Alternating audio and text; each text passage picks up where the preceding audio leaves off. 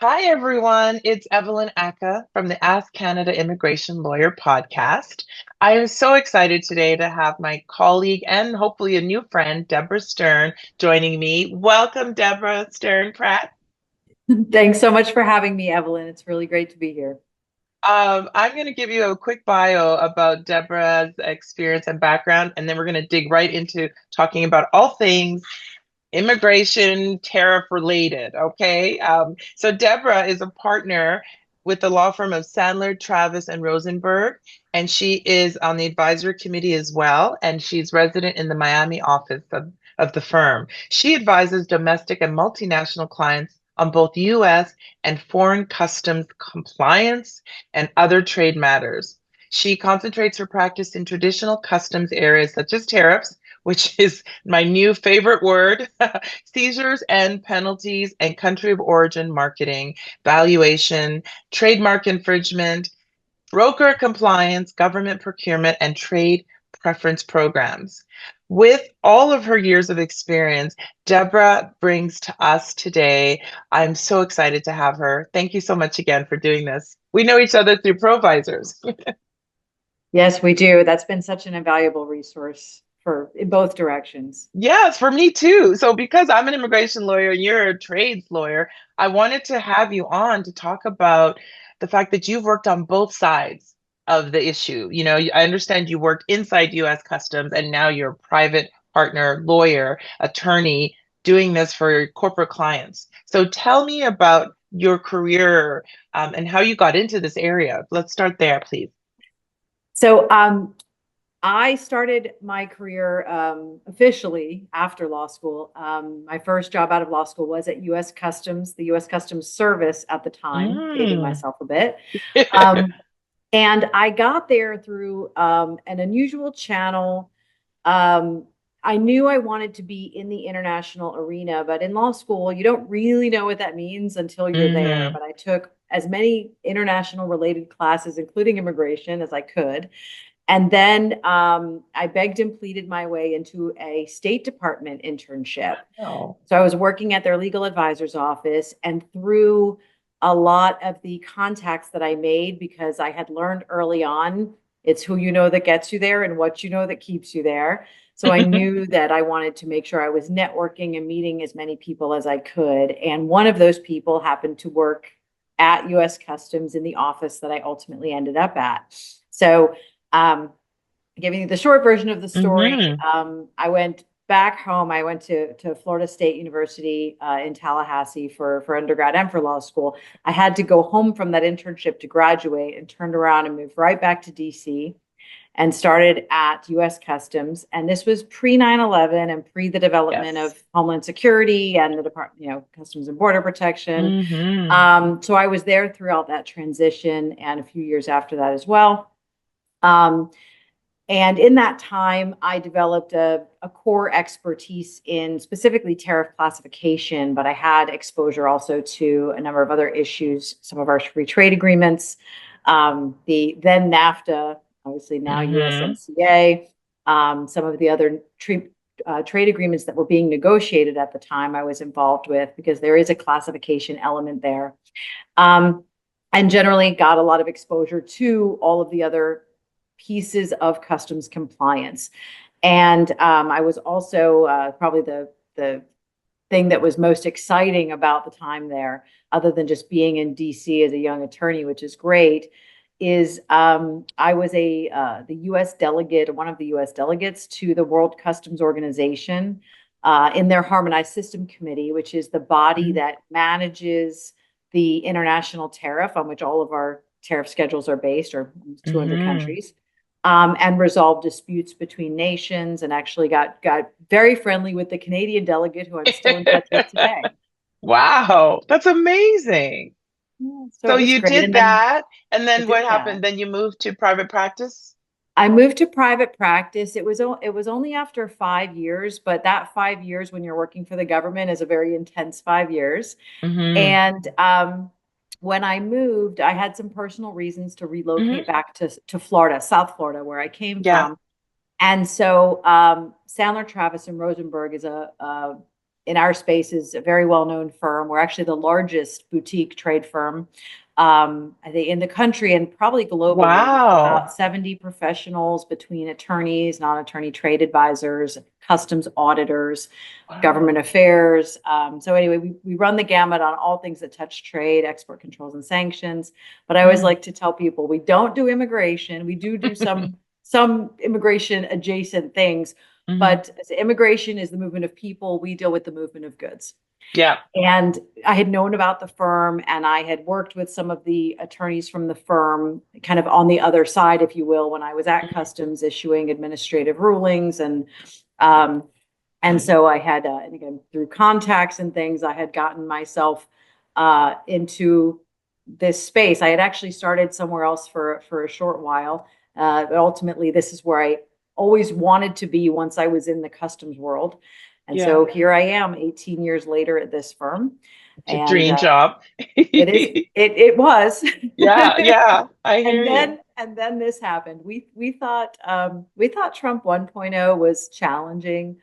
It is nothing compared to what we are dealing with today, what Mhm. customs brokers are dealing with today, and of course, what businesses are dealing with today Yes, with so it's much so uncertainty. stressful. So much uncertainty. So thank you so much for that. Let's talk about really understanding what is a tariff. I want to really dumb this down for me because I didn't take any international trade in law school, and I want to make sure that, we have a good foundational understanding. What do you consider to be a tariff in simple terms? How do they work, and why do governments use them?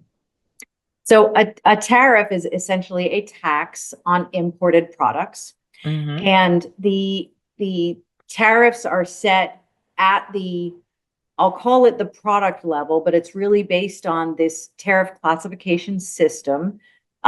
Historically, we had something called the tariff schedules of the United States. Now it's the harmonized tariff schedule of the United States.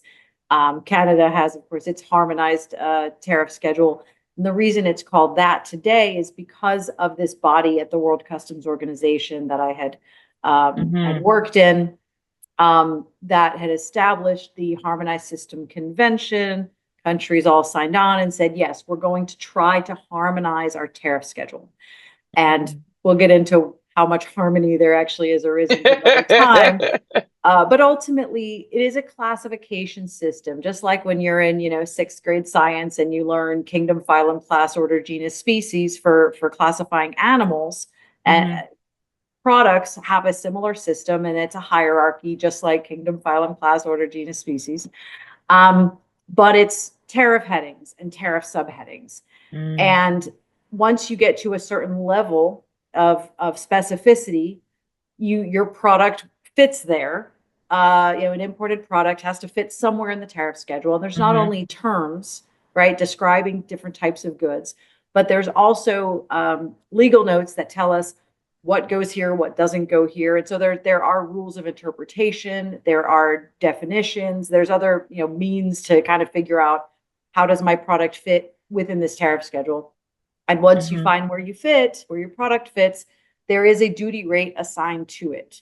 And that is normally called is the MFN rate or the column one rate in our Hmm. tariff schedule. It's the normal base duty rate.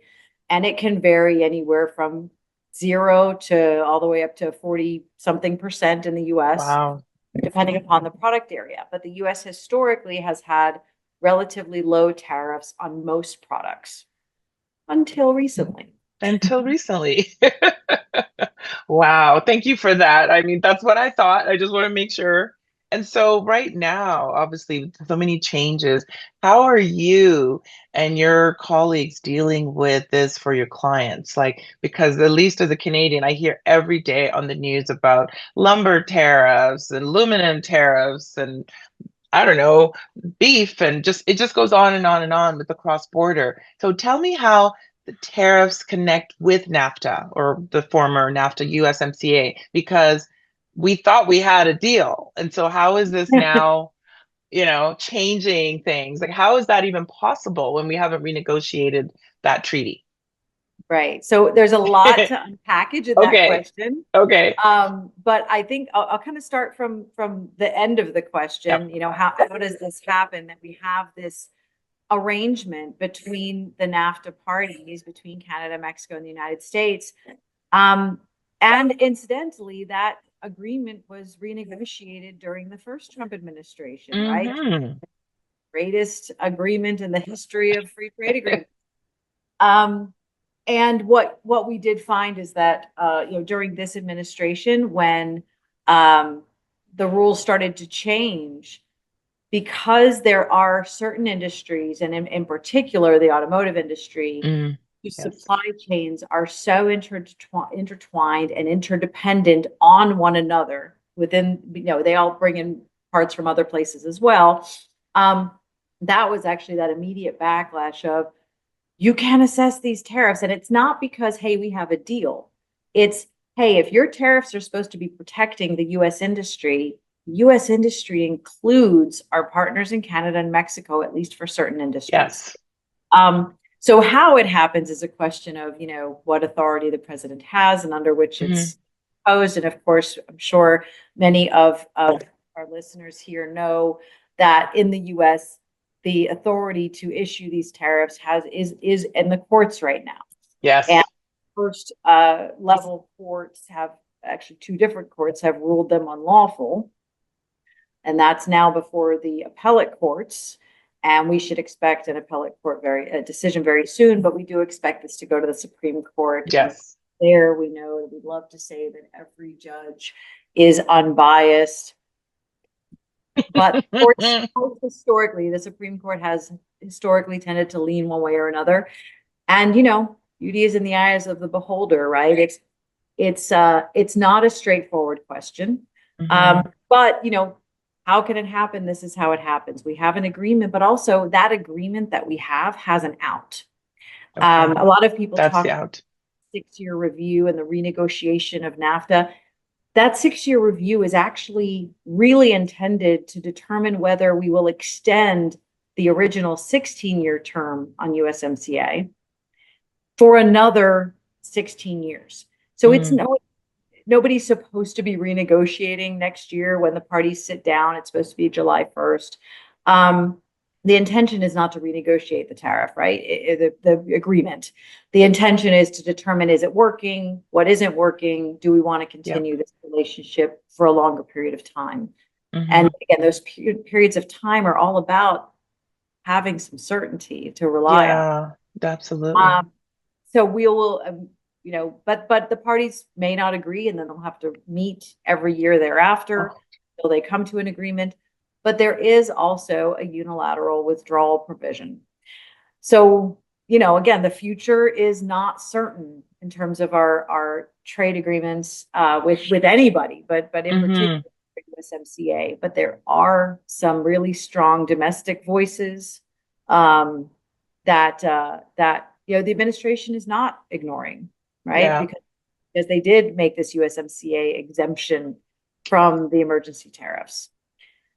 Yeah, I'm hearing a lot of people, at least on certain states, whether it's bourbon related, because that's been huge. Ontario's LCBO, their liquor board, apparently is the largest that imports bourbon in the world from the U.S. And so there's certain states I hear that are really trying to negotiate and trying to help, argue that we should not be subject to the kind of tariffs that President Trump is putting on Canada on a daily basis. But how do you advise clients? Let's say, who tend to be your clients, Deborah? Are they American companies, Canadian companies, international companies, Japanese companies? Like, who do you normally talk to, and how do you advise them in this constantly changing environment?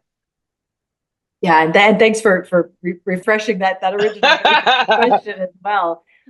So we work with every type of company in the supply chain, but predominantly importers, manufacturers, exporters who in the US can also serve as non-resident importers. That's the bread and butter. And we also work with trade associations. We advise countries on their negotiations with the US. So we really touch all aspects. We represent, trade associations. We represent the national customs brokers and forwarders in the US. So we kind of have our hands in all the pots, but Hmm. and each of their needs is a little bit different, just like every sector is different. So we have clients everywhere from mom and pop shops to major multinationals, based here, based in Canada. We do a lot of cross-border work, specifically on the northern border and the southern Hmm. border. But we're also working with folks in Europe and in Asia and in Latin America. Um, and so how we advise them really varies depending upon their industry and their specific issues. And so a regular day for me right now, I might be jumping from a conversation about baked goods to a conversation about semiconductors to a conversation about how do I determine, the steel content in my, water bottle. And if it comes from the US, how do I deduct it from these reciprocal tariffs? Mm. Um, we are really running the gamut on industries as well as company sizes. And, some of the answers are one size fits all, but most of them aren't, because Mhm. everybody's industry is different, everybody's supply chain is different. I had a conversation this morning where, a tech company, they know their products very, very Yeah. well, but now they've got to break out the steel and break out the aluminum. Oh my And it's not just an enclosure, right? There's all different bits that they may or may not realize are there. Now, over the last several years, there has been a big push for supply chain transparency, supply chain visibility. God. And so some of the measures to determine and get your verification, not just about what your steel content is because of your duty rate, but also because there is melt and pour reporting requirements. What country was it melted in? What country was it poured in? Or for aluminum, smelt and cast. And we've got companies going, how I never needed to know that. How do I know Mhm. that? And so we walked through, how many layers back in the supply chain do you have to go? And it's not as simple as, hey, first tier supplier, I need this information. You need to get it for me. Yeah. It's not that simple. Or, hey, our contract says you have to help me comply with US law. It's like, yes, but maybe that first tier's contract with their second tier supplier doesn't have the carrot and stick, or Mhm. Mhm.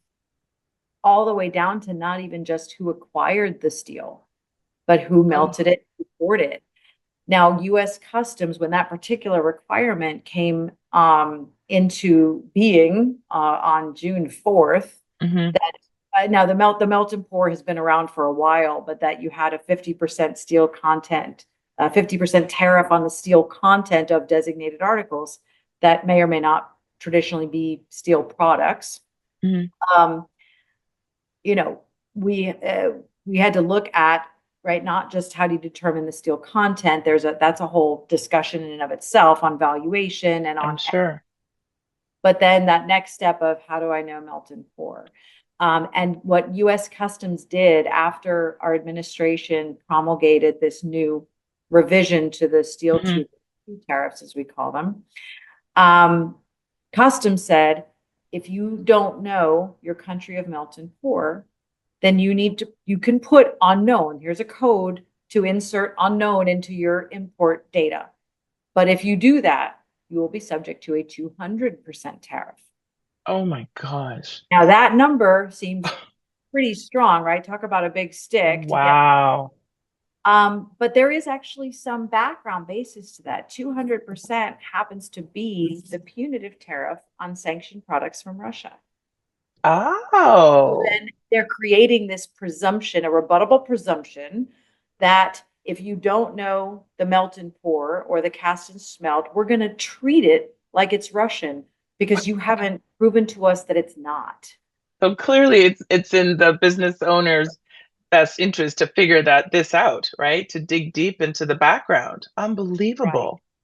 Exactly. And what does that look like? And what is that due diligence? How do they at least satisfy that they've done everything they could to get the right answer? Mhm. That's what is not a one size fits all, but we do have an objective standard of what may be sufficient evidence generally But as Mm, applied to these circumstances, sometimes it'll depend upon what does that supply chain look like? How reasonable is it for you to rely on your vendor saying, I got that from Germany?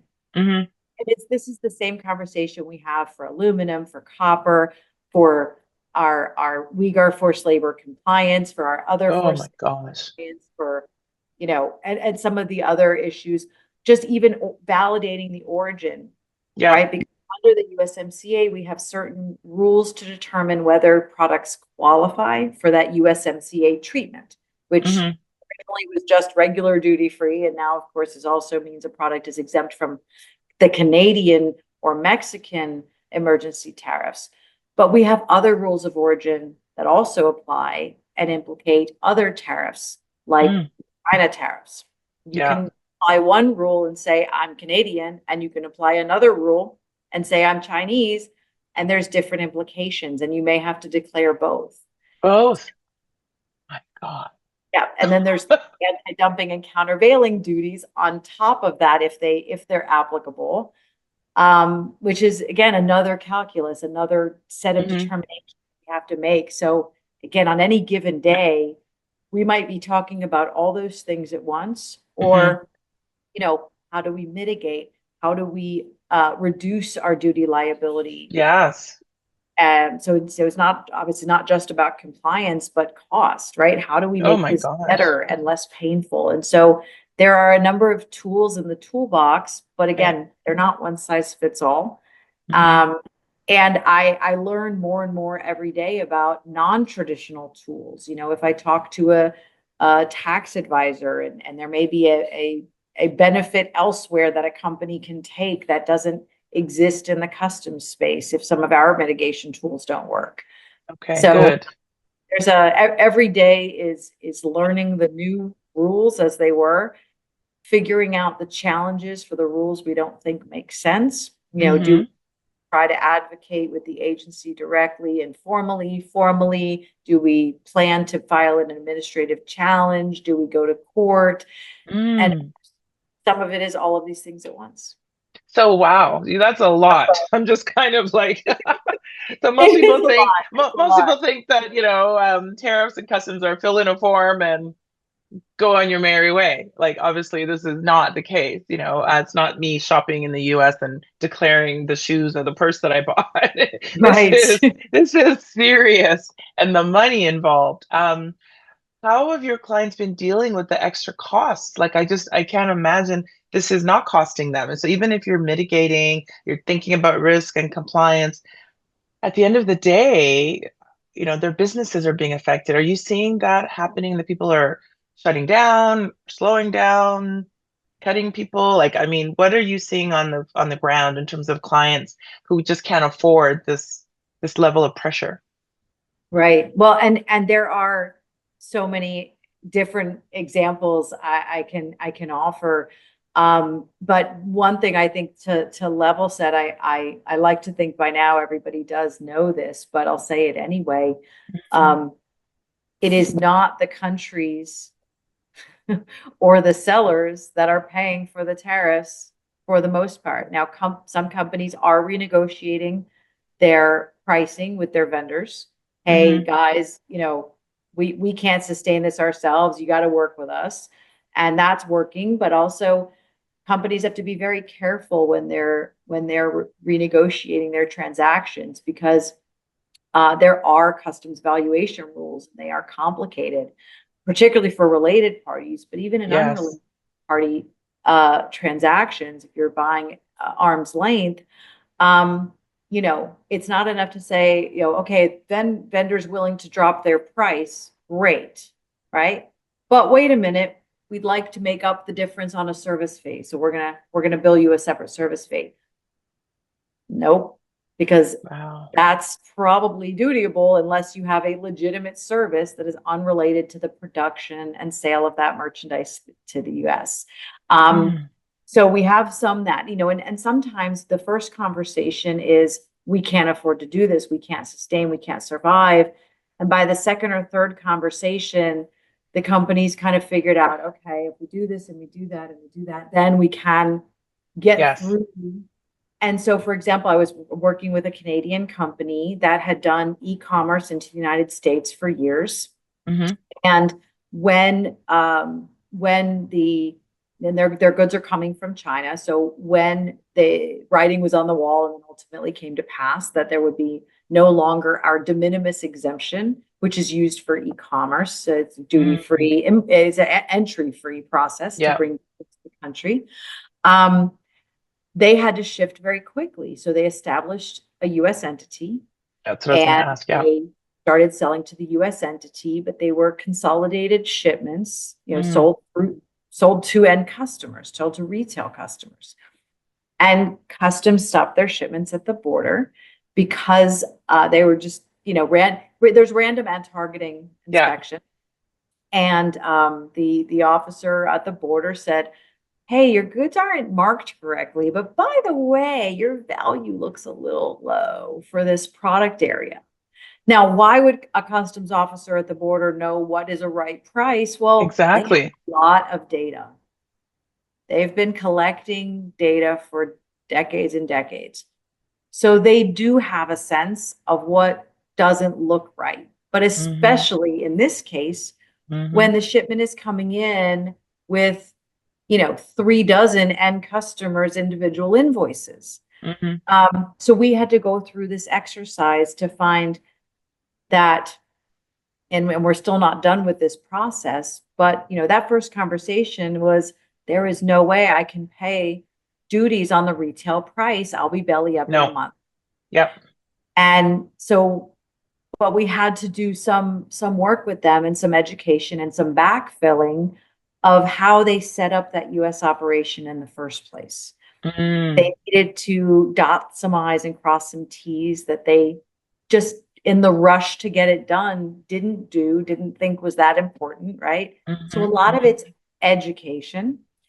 Um, and it's not enough to say, well, we know that a government's supposed to respect the corporate form. Well, customs doesn't really have to unless you have a lot of layers in there to demonstrate that there is a bona fide sale between those parties for export to the United States, Mm. and that it's at an arm's length price. So this, Yes. again, this related party, this additional requirement for a related party and how they prove it's an arm's length price, right? Having a Mm. distribution agreement, designating when transfer of title and risk of loss take place, what Incoterms are you using? How are you paying for the goods? It's got to Wow. be paid on a transactional level, and so on and so forth. So there's a lot, Mm-hmm. again, a lot of it is the devils are in the details. And so Yes.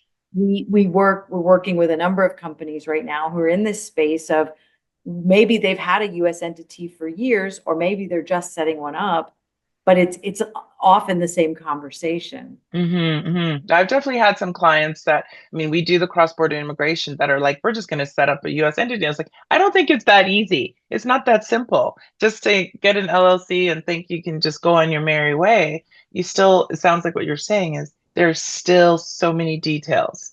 So you can't bypass the tariff just by setting up a business in the Oh, US exactly. necessarily. No, no. And you hit the nail on the head, Evelyn, of why I was so excited to come on your podcast is because you're in business immigration, right? So there's a lot of cross border there.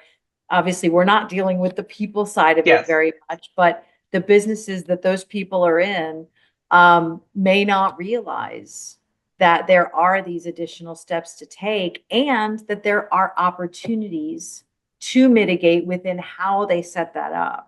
Okay. So, That's it good. may be that we have to come in and have a painful or even tearful conversation, but by the end of it, Mm. there will be a path forward so Okay. that You're giving some hope. there is hope. Um, Wow. despite the fact that we are getting new rules and requirements every week for sure, and sometimes every day. It's funny because right now in immigration in Canada, I've been doing this for 26 years. In the last year and a half, I would say the most changes, the most that I've lived through, like every day, every week, every, And it feels like that's your life too.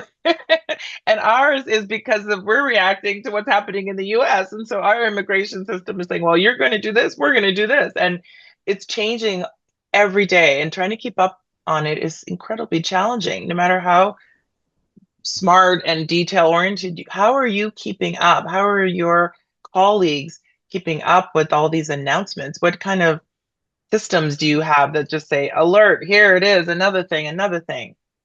Right. No, great question. And I just want to, before we get into that, Hmm. you Hmm. know, my heart truly goes out to every client that you're working with right now. It is a very scary time to be crossing Yes, these borders. it And it is. shouldn't be, especially for Canadians. It shouldn't be. Exactly. But it is. And at the same time to then be having to worry that, I might not be allowed back across the border. And by the way, my business is at risk now because of all the uncertainty and all these new costs. So, Hmm. we're in a very similar boat, and how we might have advised a client 12 months ago is very different from how we're advising them now. Hmm. It's, a year ago, oh, don't worry, of course you'll be allowed back in. Now it's like, It's now um, it's like be prepared for everything and anything. That's all. right, right. And of course, so being prepared is about information, and of course the right information. And Hmm. so our process, we have a daily trade newsletter that we send out, and of course, that comes from somewhere. We have a wonderful team of folks who are pulling the Federal Register notice, messaging, all of the different data sources that are relevant, monitoring the courts. Good. Um, and we're a very collaborative firm. We are probably the most collegial environment you'll ever see in a law firm. So we Hmm. are constantly sharing that information with each other, not only to consolidate into a report that we send out every day to our Wow. database, but which, clients and non-clients alike, but that we are also sharing that with each other. And we have a meeting every other week still, but in between we're communicating these announcements and what does this mean? And we're talking about it. We're digesting it together because, putting two heads together is exponentially better than one. Hmm. Hmm. And part of it, of course, is as attorneys, right? It's our job to stay on top of it. Yes, it is. Um, but we do have our certain target sources, and then we're also looking at, we're learning from our clients about the boots on the ground challenges that they're having, and so we're learning and taking that information and maybe using it elsewhere as well. Not obviously not the confidential information, but Hmm. Hmm. hey, that worked for one client, maybe it'll work for another. And we're Great. generating, templates where we can for validating and vetting, the origin process. And we're Mm. talking to customs. They Good. happen to be, we found customs is kind of the last to know with all of these orders. And then they are responsible for quickly turning out those orders into instructions, into Hmm. updates into our automated commercial environment where entries are filed, which now have so many more codes on them. If you, I would, we tell everyone, if you haven't hugged your customs broker lately, please do, they need it. Um, they're really the front lines here, Hmm. and it's very challenging. But we're getting questions from them, from the importers, and so again, there is a lot of uncertainty. We're very clear about that Yeah. when we, sometimes we just don't have an answer, but we try to be very solution and operationally oriented. Good. Um, and so it gets to a point where, I'm doing a presentation on the tariffs, and nothing is rote, but No. you have to stay on top of it so that each thing can build on the next, and so nothing gets lost, and we've got to connect the dots. So again, we Yeah. have a array of wonderful professionals where we're not just seeing what's been put out, but talking Good. about it, and again, talking to the agencies about it. Oh my goodness. Number Are of they ad- collaborative? You find generally like, it's up and down, right? It depends on the person, right? yeah, no, it does, but but at least the conversations are happening. There may not be great answers. And Yeah. there is a process to get an official determination from customs, a rulings process. Yeah. So we do a lot of, do we want to get the ruling? Do we not want to get the ruling? Mm-hmm.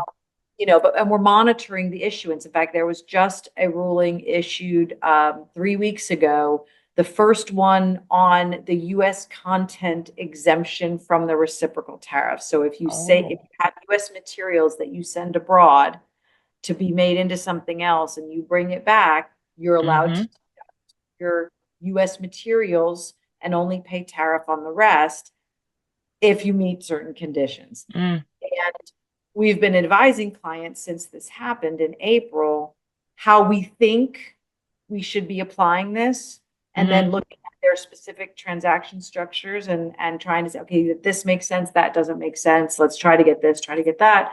Well, now we have at least our first ruling, probably the first of several, that it's pretty short. It's not super detailed because of confidential information, but it does give us, again, now we have some official guidance, right? We have this worked. Now let's build from it. So we just have to stay on top of it. Wow. I love this part of law. I love law generally, as you know, that's why we're lawyers, because it's never boring, never boring. And it challenges us too. One thing you mentioned, I just want to go back to, is that this whole Uyghur workplace, like, what is that about? Is like, even who's doing the work, who's even assembling, who's doing the labor? Tell me about that. I've never heard that before. Yes. So in the U.S. in 2022, our Congress adopted the Uyghur Forced Labor Prevention Act. Now, this was not the only forced labor control or protection that the United States has had, but this one is specific relating to the Uyghur people in the Xinjiang region of China. Labor from there, just like under US law, labor from North Korea is presumed to be forced labor. Okay. So, but just as a starting point, we have certain mechanisms that say, okay, this is presumed to be forced labor because of certain geopolitical conditions. And what the Uyghur Forced Labor Prevention Act did is it prohibited any products coming in the United States made with Uyghur labor, which includes also that your source materials didn't come from there. Because, right, you're not going to have tomatoes are an example of one of the targeted sectors. Oh, wow. You're not going to have a tomato grown in that region that isn't also picked by that person. By that person. Protected class. So they go hand in hand. And what the law basically requires is that importers, particularly for the targeted industries, and they just added 5 more targeted industries to the list, the Uyghur list, you need to be able to trace your raw materials from crop to shop. And in doing so, you also need to prove that your supply chain is free of forced labor. Now, forced labor isn't just Uyghur labor or North Korean labor. It's child labor, it's prison labor, and indentured servitude. So there's a bunch of different things that are pulled into this, but it is an element in the law that's not new, but it was just new specifically to the Uyghur region. And it did also bring in line some statutory changes that were implemented a few years earlier, which closed a loophole that used to exist under our forced labor banner, which was, well, if there's no domestic availability of the product, then it's okay. Well, that loophole got shut down a few years before the Uyghur forced labor. Oh my gosh. And of course, we've seen an influx of actions. Customs, now this is different from the tariffs. Customs can merchandise, and then the importer has to rebut the presumption that the product is made with forced labor. And how you go about that is a very intensive supply chain tracing exercise. Not so different from the one that an importer has to go through to get its steel content or its copper content and its melt and smelt and so country reporting. So we start seeing how a lot of these rules are starting to align because where your product is made affects your country of origin, Mm-hmm. affects your duty rate now, where it might not have before. And customs may question, you say it's Vietnamese, but does it Is it? qualify? And Mm-hmm. it's not enough now to make the argument, well, this is what happens in Vietnam versus the raw materials that came into Vietnam. And so, yes, we qualify under the rule of origin that it's Mm-hmm. Vietnamese. Well, then customs says, yes, okay, but prove it. Prove to me that that production actually happened. Mm-hmm. And that's a very similar exercise to Exercise. proving that you don't have forced labor on a Mm-hmm. transactional basis, that the raw materials and the components that went into the product were manufactured where the documents say they were and how the Mm-hmm. documents say they were. And so it is a very intensive and very collaborative process with your overseas vendors. Yes. And I have to say, this was kind of funny, not funny, haha, but funny in our space. We got a question the other day about products made in a U.S. prison going to Canada. And Huh. my colleague in Canada, we have an amazing trade consultant who we've worked with for 30 years in Canada, based in Ottawa. Mm-hmm. Mm-hmm. But he's in particular, he goes, well, let me see here. We have a provision that says all prison labor is prohibited. I mean, very straightforward, right? Yeah. Canada Yep. as well. But the reason it was funny to me is because our rules are only outward looking in this space. We have, and in fact, there are municipal contracts and state contracts for products made in prisons. Obviously, it's not, the concept is it's not Yeah. forced labor there because Yeah. they're fair price, there are good Yeah. work. Yeah. Yeah. Anyone who's watched Orange is the New Black, you know, they know. So yeah, the rules don't apply to us apparently, except But when we just try to. everybody else, everybody else. Okay, this has been incredibly eye-opening. I can't even believe the kind of work you and your colleagues doing. It's hard, incredible, challenging, detailed work.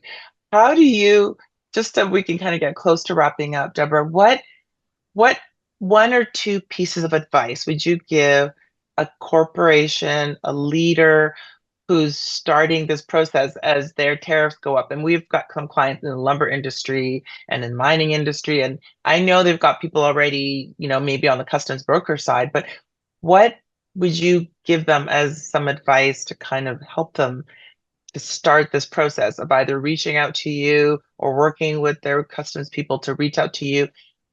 Like, I don't even know how to advise to keep them sane. What would you advise? Well, it's a great question because it is not it's obviously easy and sounds very self-interested to say call us, right? Of course, call you. But that's actually what has to happen. Yeah. The company's customs brokers are definitely the first line. And at some point, the brokers will say, we can get you this far, and then you've got to go talk to the Mm-hmm. attorneys and the Mm-hmm. consultants. Um, and Wow. so, yes, having that conversation, but also, making sure that the companies themselves are educating themselves as best they can Mm-hmm. on what the processes are, what the rules are, because I have so many conversations with companies who, their leadership is not well, they don't need to be well versed in the mechanics, but they do need to understand the rules and the impact, right? Yes. And so that's a lot of that conversation is what are the rules, what's the impact, and then how do we mitigate this? Okay. So yeah, that really all does come out in a conversation, and then ensuring that the trade team that the companies do have, if they have one, because not every company Mm-hmm. does. If you don't have someone who knows customs, hire Oh, them. please get somebody. Um, Yeah. This is not yeah, a get some. dabbling. opportunity. Right, right.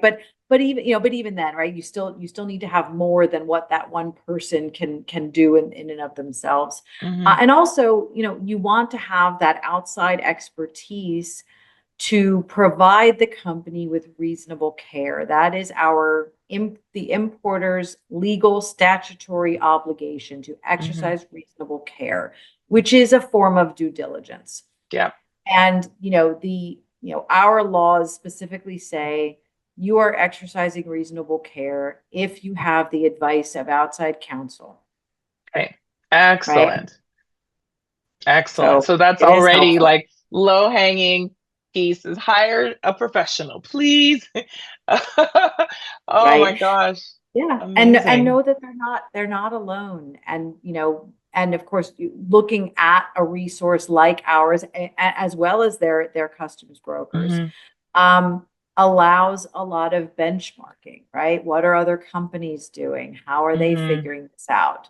Um, so that's really helpful as well. And I would say my other big piece of advice to every company who has cross-border transactions is, and the freight forwarders are wonderful, but they are Hmm. not the customs brokers. They are No. not the one who can, because customs brokers can also provide you with that reasonable care advice.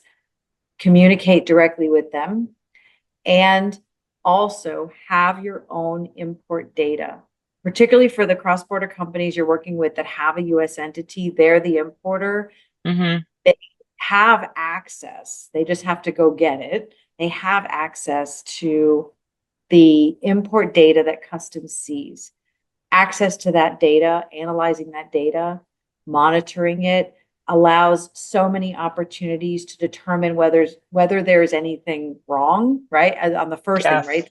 Did something go wrong? Even a clerical error. Sometimes that clerical error has a lot of zeros to it. Um, whether it's catching clerical errors or whether it's analyzing the data for opportunities. Hmm. And that's again a lot of what we do. Having that ACE data, talking directly with your customs broker, not through your freight forwarder, and calling outside counsel. Excellent. Oh my goodness, Deborah, thank you so much for this information. This is going to be one of the very popular podcasts, I can tell you, because I was so excited when I met you. And I was like, oh my God, because I don't understand all of this. And you just given me so much more information to at least share with our clients to then direct them, because that's not what we do. And I tell them, don't do your own immigration, don't do your own surgery, don't do your own, Right. don't do your own Exactly. tariff work and international customs trade. So I'd love to thank you so much for joining me on my podcast, Deborah. You were just exceptional, so articulate, so knowledgeable. And if anybody wants to find you, they can find you at Sandler, Travis, and Rosenberg. We will provide all the details in our show notes.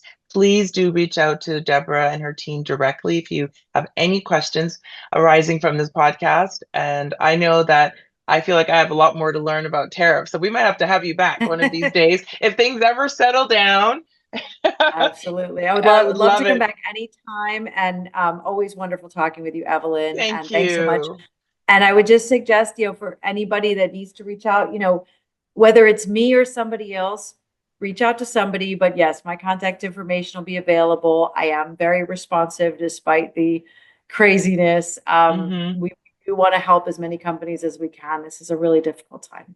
It is. Thank you so much for being with us. I appreciate you so much.